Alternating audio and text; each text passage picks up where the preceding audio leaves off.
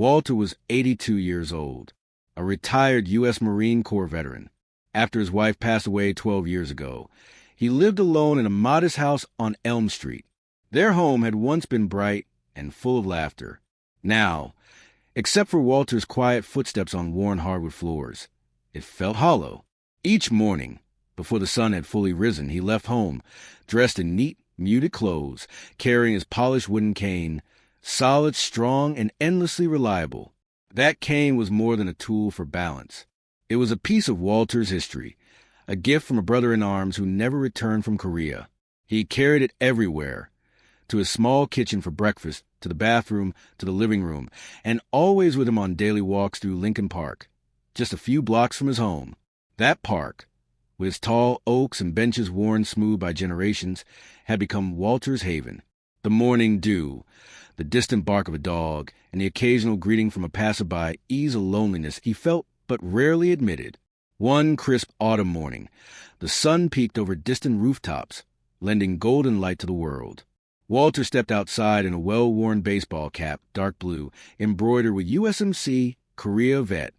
He tipped it slightly, as if offer respect to memory itself. He turned onto the leaf-strewn path in the park, inhaling the bittersweet scent of damp leaves and fresh earth. His steps, though unhurried, were steady and certain. He paused at the bronze bench near the pigeon feeding area. A few squirrels darted around. He straightened his back, leaned on his cane, and closed his eyes. His mind sifted through years of memories, both gentle and jagged. He recalled shouting orders in a foreign land, enduring nights drenched in fear, holding his fallen comrades' dog tags, and also the day he and his wife planted daffodils together in spring sun 6 decades ago. Turning toward the path again, he began his slow circle around the park loop. It was calm. It was predictable. It was safe. But that morning, safety shattered. Not from war, not from danger abroad, but from home. 3 teenagers rounded the corner ahead, the bright sunlight flickering over them as they laughed and shoved each other. They appeared oblivious to the world around them, a cluster of loud voices, carefree gestures, brash energy. One hoisted his phone to capture his own reflection in it, snapping a quick selfie. Walter watched them with bittersweet affection. He remembered being young once, part of a boisterous group, confidence unchecked. But something about the way those boys moved, their disregard, their aimless swagger, made him uneasy. He had the right of way. He squeezed his hand around his cane. He nodded politely and quietly waited for them to pass. Instead, the tall, skinny one, not the one leaning into the phone, but the one with a smirk, swiftly moved ahead. Without warning, his foot shot out and kicked Walter's cane out from under him. The polish would hit the ground with a hollow crack. Walter's heart lurched. He tried to catch himself, but that split second was enough. His weathered knees buckled. He fell hard to the concrete path. The pain shot through his joints, but it was more than physical. It was humiliation. Shock and betrayal washed over him as he lay, trying to gather himself. The boys froze for a moment, then burst into rude laughter. They exchanged high fives and moved past Walter as if nothing had happened. The smirking boy threw back his head in a harsh, triumphant laugh. Walter's hand scrabbled for the cane. His fingers closed around it, and he held on tight. He sat up slowly, leaning on it for support. He watched the teenagers walk away, their laughter echoing in his ears. People were around them, folks walking dogs, pushing strollers, rubbing sleep from their eyes. Some stared. A few stared a little too long. Maybe they wanted to do something. But none of them moved closer. None of them knelt down. None offered their help.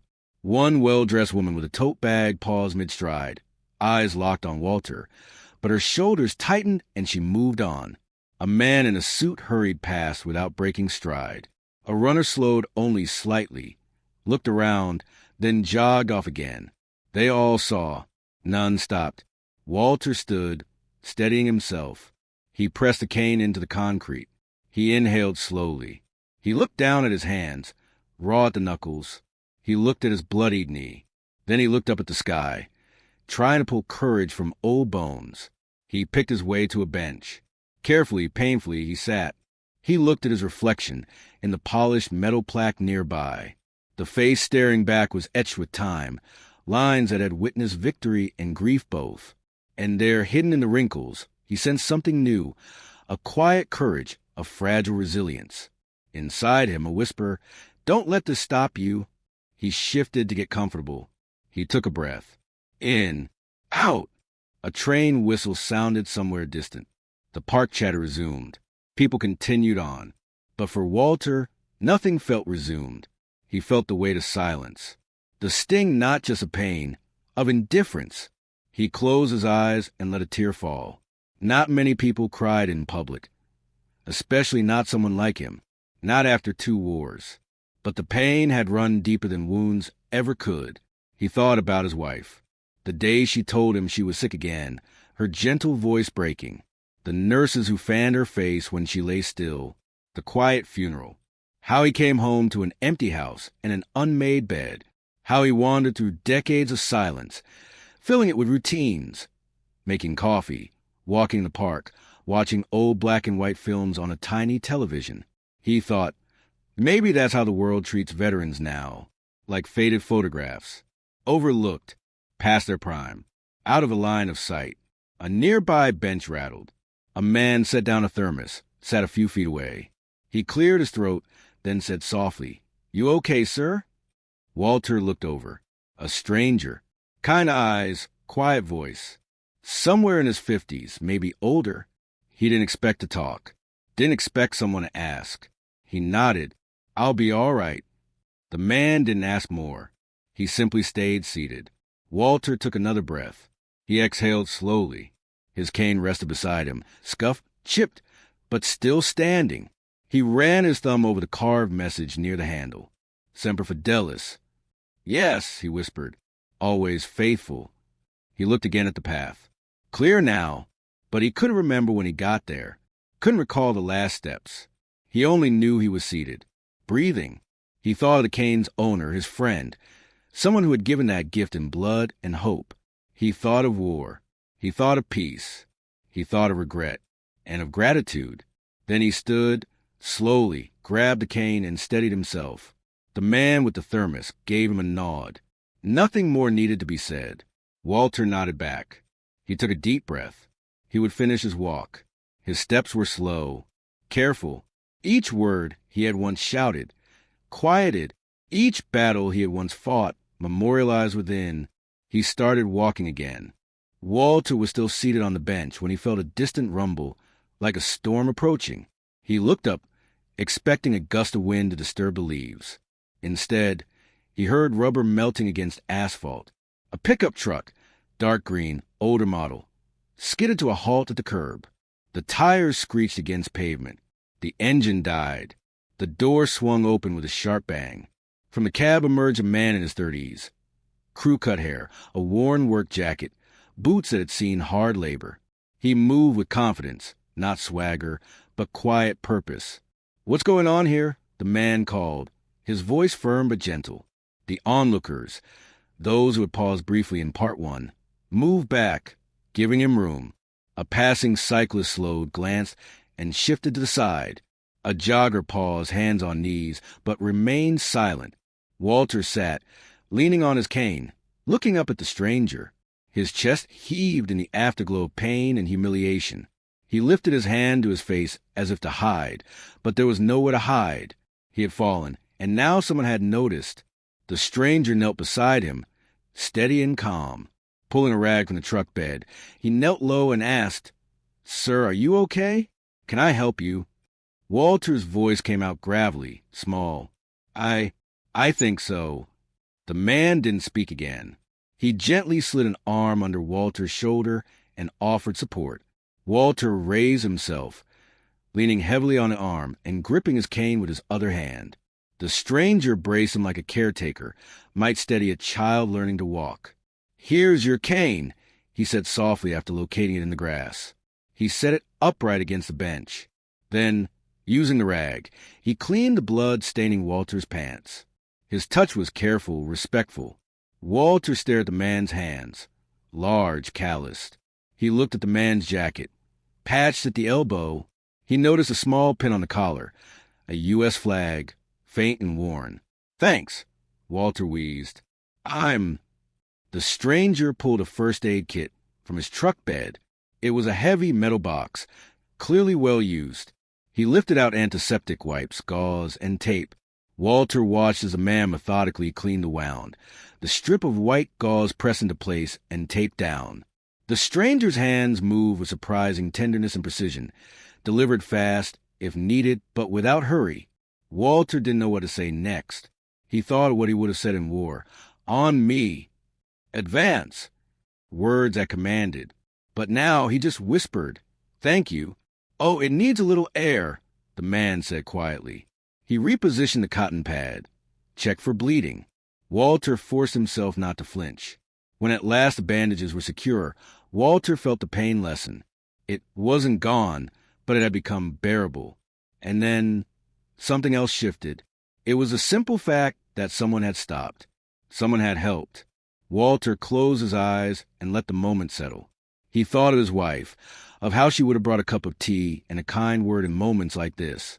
He thought of his son, far away, too busy to visit. And he thought of all the veterans out there, quietly struggling, quietly forgotten. But here was one man, a stranger, who had made a choice. The stranger stood and offered Walter a hand.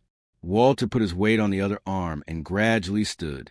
The stranger moved them both over the back of the truck, where there was a small folding chair. Walter sat. The man looked down at him and asked, You want to ride home? The words hit Walter like a surprise wave. His pride bristled for an instant. No, it's okay. I walk. The man lifted his hand in a measured gesture. Let me drive you home, sir. I'm close by. Walter peered at the man's face. He noticed a steel gray in the man's eyes that looked like they had seen hard times. He thought of the jacket, of the boots, of the worn pin. He sensed it wasn't pity that drove this man's actions. It was purpose. I'm thankful, Walter finally said. The man gave a small nod.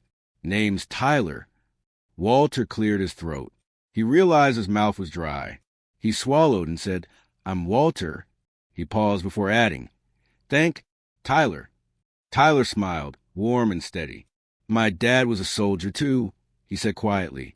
He came back, but he never really came home, never recovered, always missing something. Walter's heart tightened, not from pain, but from memory. He thought of brothers lost in war, of burdens carried after returning home. He thought of regret, guilt, survivors' loneliness, the fears that haunted quiet hours. Walter leaned forward. I'm sorry. I'm sure you had a hard time. Tyler bowed his head slightly. I did. He did. I guess I want to make sure nobody stays down too long. Walter looked at him, really looked. This stranger, this carrier of blankets and bandages, had carried Walter, just for a moment, across the gulf of neglect. He slowly nodded. Well, thank you. Tyler lifted Walter's cane and placed it in the truck's front seat. Then he helped Walter into the cab. It wasn't a ride in style, just a simple bench seat, dusty floor mat, the faint scent of motor oil and fresh coffee. But it was warmth. It was company. Tyler dismissed the strangers with a gesture. A few of them lingered, unsure. They exchanged quiet looks. One of them closed his mouth and bowed his head, then stepped back. Tyler leaned over and turned on the heater. Then he eased the truck forward. The engine growled, and they moved away from the park bench and away from the infants of cruelty. Walter stared out the window at the trees and curbs slowly passing by. He marveled at how quickly things change, how in seconds a fall could become a ride, how in seconds a stranger could become a savior. He closed his eyes and felt the gentle hum of the motor, the steady rhythm of the wheels. He felt his heart slow. He felt seen. They drove in companionable silence. Tyler's hands gripped the steering wheel. He stole glances at Walter, who sat upright, eyes closed. Tyler tapped the steering wheel twice and said, You live close? Walter opened his eyes. 1/2 mile just off Oak Street. Tyler nodded. That's easy. We got time. Walter felt himself relax. He leaned back. The seats were old, but soft. He felt supported. In their silence, Walter thought of the wounds he healed in war. of the wounds he thought he had buried. And now he felt something else wound tight inside, something that had loosened, something like trust. He looked at Tyler.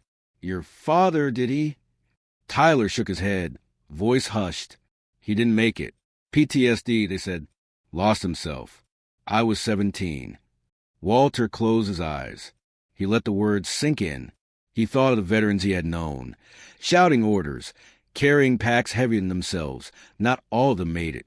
Some came back but died inside slowly, piece by piece. Tyler continued softly, "I carry that every day. I carry him. And I sometimes forget to live unless I help someone else stand." Walter looked out the window again, thinking he had lost many brothers, friends, comrades.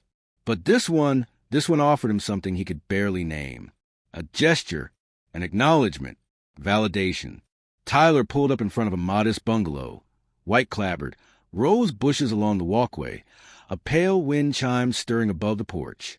"This is me," Walter said. The house looked small, aging, like him, but it was his. Tyler turned off the engine and looked over. "Want me to help you inside?" The offer caught Walter by surprise. He hesitated.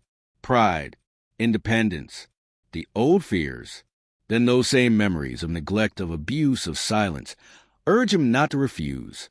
He nodded. Tyler flicked the blinker and parked. He followed Walter out of the truck and to the porch. Tyler steadied him as he climbed the front steps. Walter stopped halfway up. He looked at Tyler and said softly, "Thank you, son." Tyler smiled and gave him a firm pat on the back. "Any time, sir." Walter reached the porch. He turned and watched Tyler back toward the truck. Walter's cane rested against the door frame. He took the key from his jacket pocket and saw, for the first time today, that his hands weren't shaking anymore. He opened the door and stood in the warm interior of his house. He closed it slowly behind him. Tyler waited outside for a moment. Then he turned and walked his truck, climbed in, and pulled away. The engine idled for a second, then drove off. Walter stood at the door. He felt the weight of the day, the pain, the humiliation, the gratitude, all settled in his chest. He thought of Tyler's words. He thought of Tyler's act. He thought of the quiet power in kindness. He closed his eyes and whispered to himself, "Semper Fidelis," and felt the full meaning for perhaps the first time in years. Walter walked slowly to the kitchen, set down his cane at the corner, and poured himself a cup of coffee. The house smelled faintly of toasted bread and memories. He sipped. It was bitter, but not unpleasant. It was warm, but not enough. He knew his walk would resume another day. But today, he remembered what it felt like to matter. Tyler noticed the three teens still hanging nearby. They weren't laughing anymore, but they hadn't walked away either. He turned to Walter, gently resting a hand on the old man's shoulder. "Excuse me for a second, sir," he said quietly. "I need to say something." Walter simply nodded. His eyes no longer held anger, just the weariness of a man who had seen too much, more than any young person could ever understand. Tyler walked slowly toward the teenagers. No yelling, no threats, just a calm, steady voice cutting through the silence that had started to settle. "You think kicking an old man makes you tough? Do you even know who he is?" The boys didn't respond. One of them shrugged with a smirk, trying to look tough, but Tyler didn't react. "That man fought for your freedom," Tyler said. "The very freedom you're using right now to laugh, to loiter around like this. He helped give it to you." One of the boys started to say something, but Tyler's eyes stopped him cold. It wasn't anger in his gaze. It was something firmer. It was the weight of truth. "My dad came home from war too," Tyler continued, "and people mocked him. They treated him like trash, like he didn't matter." He paused, looking down for a moment, then raised his head. "He never got over it. When I was 16, he took his own life in our garage. I was the one who found him." The words hung heavy in the air. A man standing nearby put his phone down. Another took off his baseball cap. Nobody said a word. Tyler looked back at the teens. His voice softened. "We can't fix the past, but we sure as hell can do better right now. Right here." Then something unexpected happened. The youngest of the three boys, barely 13, stepped forward. He walked up to Walter slowly. He didn't know what to say, but he stood there for a long moment. Then he looked the old man in the eyes and said softly, "I'm sorry, sir." Walter didn't respond at first. He just stared back at the boy. Then, slowly, he nodded. In his eyes, there was no anger, no bitterness, only something small, quiet, forgiveness, maybe, or the fragile beginning of hope.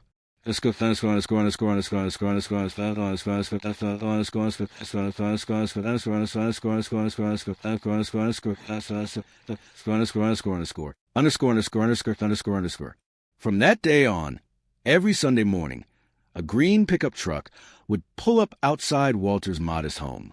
Tyler would step out, carrying 2 cups of hot coffee. Sometimes there was a buttered biscuit or a glazed donut. But there was always one thing that never changed: presence. He didn't come to help. He didn't come to fix anything.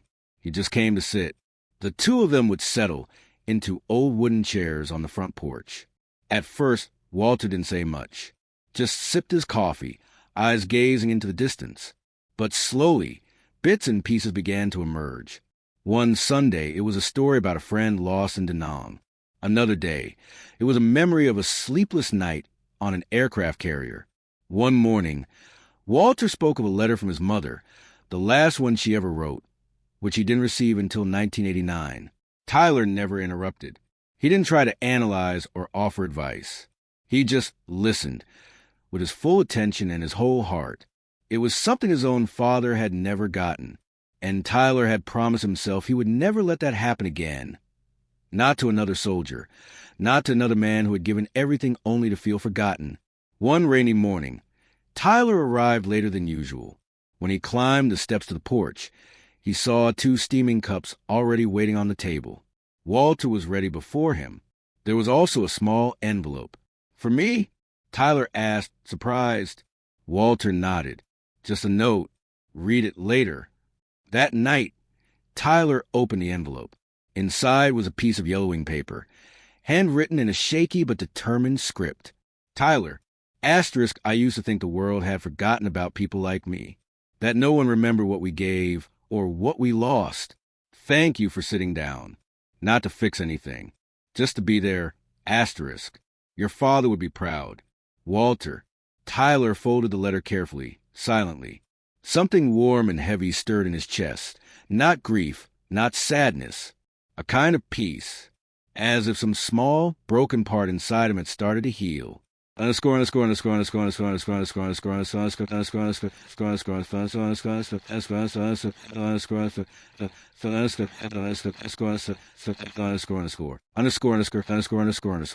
Time passed. Summer came and went. The wooden chairs grew more creaky. Walter's hair turned completely white. His voice grew weaker. But every Sunday, there was still the sound of footsteps, the smell of coffee, and the quiet comfort of old stories being shared. Until one Sunday morning, Tyler arrived and found the door open. 2 cups of coffee sat on the table. Walter's chair was empty. A neighbor stepped out and approached quietly. "He passed last night," she said gently, "but he asked me to brew the coffee early. Said you'd be here." Tyler sat down on the porch and picked up the cup meant for him. It was still warm. He stared out at the road, where the trees swayed gently in the early light. No one lives forever. But memory, that's something else. A few weeks later, at the Veterans Cemetery, a small memorial service was held. Tyler stood at the podium. He didn't talk about Walter's medals or battles. Instead, he spoke of Sunday mornings, of coffee, of wooden chairs, and of silence. Walter fought for this country, Tyler said. And someone had to fight for him, too, to make sure he wasn't forgotten. As he stepped down, a group of teens standing in the back removed their hats in unison. Among them was the boy who had once whispered an apology. He was taller now, broader, but his eyes still held that same look of respect and redemption. You don't need grand gestures to change a life. Sometimes all it takes is a cup of coffee, an empty chair, and someone willing to just sit down and listen. You don't have to be a hero to change a life. Sometimes all it takes is pulling over and listening. In a world that often moves too fast and notice the quiet struggles around us, Small acts of kindness still carry deep meaning. To all who served, we see you, we thank you, and we will never let you be ignored. Your sacrifices matter. Your stories matter, and they deserve to be heard. If this story touched your heart, subscribe to Old Soldier Story for more real, moving, and heartfelt stories every week. Because here, every veteran has a voice, and we make sure it's never forgotten.